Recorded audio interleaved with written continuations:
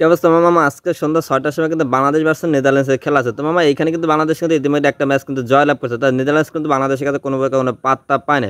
Netherlands ১৩৭ run target দিয়ে কিন্তু ম্যাচটা কিন্তু তারা কিন্তু শেষ করে। এরপরে বাংলাদেশ কিন্তু নেমেই শুরুতে যেমন ইমন যেরকম প্রথমবার কিন্তু ১৪ রান একটা ইনিংস খেলে, তারপর কিন্তু ইমন কিন্তু পরবর্তীতে আউট হয়ে যায়। তো ইমন যেরকম শুরু করছিল, সেখানে বাংলাদেশে যেরকম খেলা শুরু করতেছিল, তাদের মনে হচ্ছিল বাংলাদেশ ১০ ওভারের মধ্যে ম্যাচটা জিতে যাবে।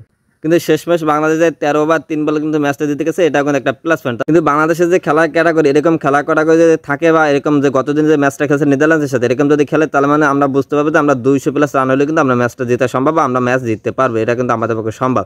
আর এখানে সবথেকে বড় একটা প্লাস পয়েন্ট ছিল আমাদের যেহেতু সামনে এশিয়া কাপ, আমাদের প্রস্তুতি কিন্তু খুব ভালো হইতেছিল। আজকের ম্যাচটা যদি জিততে পারে, সেখানে কিন্তু একটা প্লাস পয়েন্ট, আমরা কিন্তু সিরিজটা জয়লাভ করবো। এইখানে সিরিজ জয়ের থেকে আমি মনে করি সবথেকে বেশি ইয়ে ছিল আমাদের টোটাল ৩টা ম্যাচ ধরে যেটা হচ্ছে তার নেদারল্যান্ডস থেকে হয় টেস্ট করা উচিত। কারণ যেহেতু এখানে আমাদের টি-20 ভাবে ম্যাচটা, অর্থাৎ এশিয়া কাপের যে ম্যাচটা, সেটা কিন্তু টি-20 ফর্মেট হবে। তো এইখানে কিন্তু আমাদের যে ব্যাটিং লাইন, পারভেজ হোসেন ইমন, তাজিদ হাসান তামিম এবং লিটন কুমার দাস, তার কথা বলতেই হবে। কারণ লিটন কুমার দাস কিন্তু বিগত দিনে গত ম্যাচটা কিন্তু খুব ভালো খেলছে, খুব ভালোভাবে একটা ম্যাচে কিন্তু কামব্যাক দেখাতে পারছে। তো এরকম যদি লিটন কুমার দাস যদি ধারাবাহিকতা থাকে, বা তানজিদ তামিম বা পারভেজ হোসেন ইমন যে কোনো একজন যদি ধারাবাহিকতা থাকে, সেক্ষেত্রে কিন্তু আমরা কিন্তু এশিয়া কাপটা অনায়াসে কিন্তু ম্যাচটা জিততে পারবো। এশিয়া কাপ প্রত্যেকটা ম্যাচ জিতে আমরা কিন্তু গ্রুপ পর্বে চলে যেতে পারবো। তো আশা করি এই যে ম্যাচের মাধ্যমে কিন্তু বাংলাদেশ একটা ভালো পারফরমেন্স দেখাতে পারবে। আর আশা করি বাংলাদেশ আজকে ম্যাচটা জিতবে।